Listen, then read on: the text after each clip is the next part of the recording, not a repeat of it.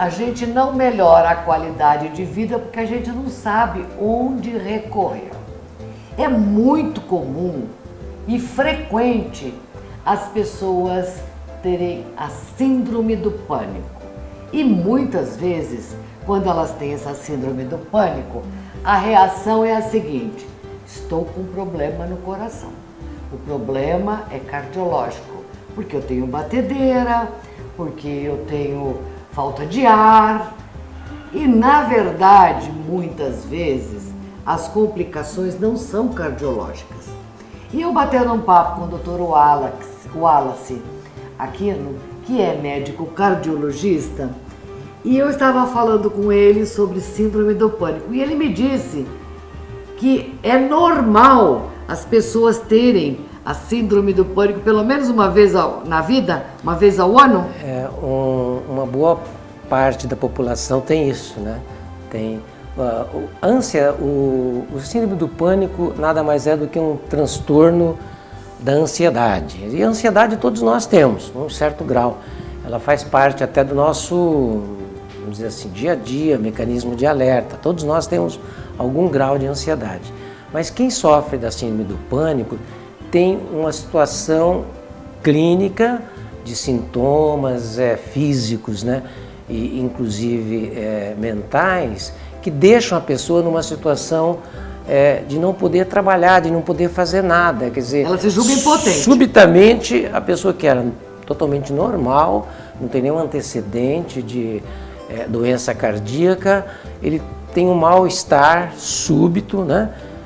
Cujo ápice é assim, mais ou menos de 5 minutos, ele está num estado em que ele tem a sensação de que vai morrer, de estar passando mal, que ele precisa de uma ajuda muito rápida, né?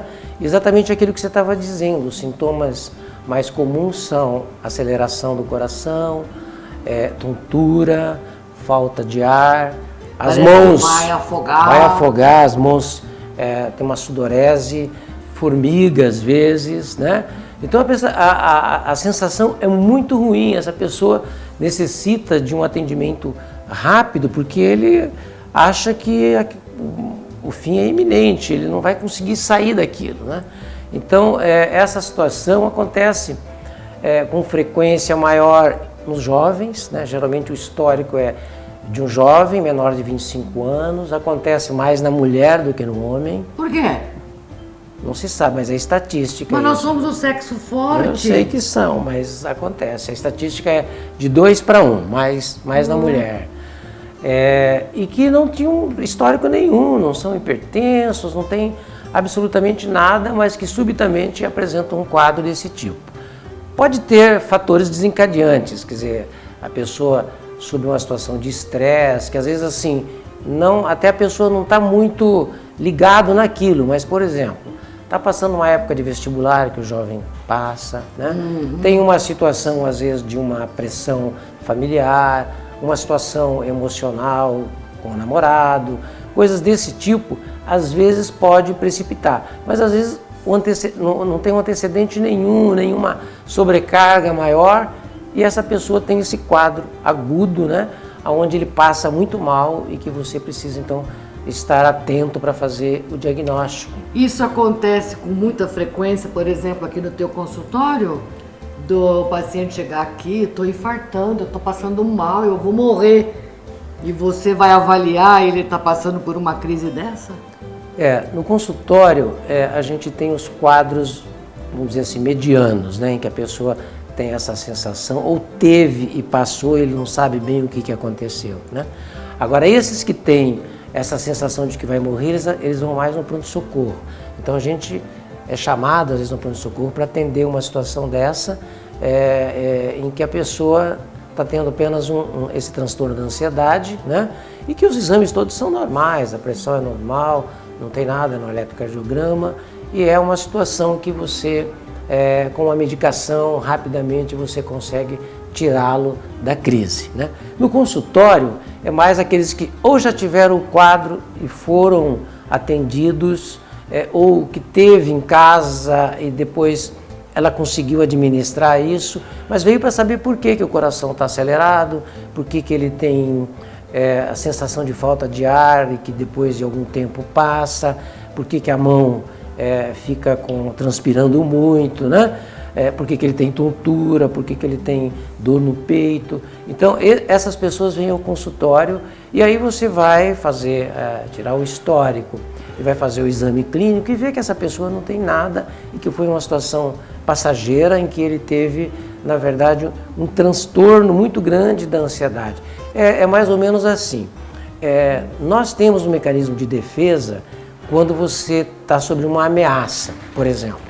Se você tem um incêndio, se você tem uma situação de uma inundação, se você tem um assalto. Então, a reação de alerta, aquilo faz com que o coração acelere, as mãos transpirem e você tem uma sensação muito ruim de que a sua vida está em perigo. Você quer sair daquilo. O sintoma é exatamente igual. Só que nesse transtorno, no transtorno da ansiedade ou síndrome do pânico, a pessoa não tem nada disso. A pessoa está bem, conversando, está em casa, está no trabalho, de repente ele se sente mal, ele começa a ter exatamente isso que nós falamos, que é acelerar o coração, parece que o ar não chega e às vezes ele precisa sair, ele quer sair até do lugar, se está num lugar fechado, ele quer procurar um lugar que seja mais confortável, né? Então, essas pessoas precisam ter o diagnóstico, porque o tratamento é relativamente simples. Você tem medicação para isso, né? Para evitar a crise, você tem psicoterapia, você encaminha para um terapeuta para poder fazer o tratamento, quando isso é de muita repetição. Quer dizer assim, olha, cada semana eu tenho uma crise, né? Então eles precisam, uma frequência você precisa de ter uma terapia para poder fazer com que essa pessoa entenda mais o processo e começa a desenvolver mecanismos de defesa, né? Mas esporádico, apenas uma avaliação e um bate-papo resolve, doutor Wallace? Sim, esses que têm sintomas muito longe, esporádico, e que eles vêm ao consultório para saber se eles têm alguma coisa do coração que possa estar desencadeando. E esses a gente consegue, assim, explicando o que acontece, qual é o mecanismo desencadeante, o que ele está passando, e às vezes ele está passando por uma pressão, seja profissional, seja ela familiar. Então eles entendem o processo e aí eles conseguem, então, lidar com isso de uma forma melhor. Passa a ter uma qualidade de vida melhor. Melhor, tranquilo. Dá para ter isso sim. A maioria dos pacientes que nós atendemos no consultório, eles conseguem restabelecer a sua vida normal. Às vezes você inicia o medicamento, mas depois de uns 3 meses você já retira, porque eles estão bem, eles entenderam o processo e sabe qual é o gatilho que desencadeou aquilo, né? E eles têm vida normal, não tem problemas mais e não precisam procurar pronto-socorro, então fica numa situação muito boa. Portanto, vivamos bem. Temos que viver bem, sem estresse. Sem estresse. Ansiedade faz parte, né? Faz parte da emocional, mas sem pânico.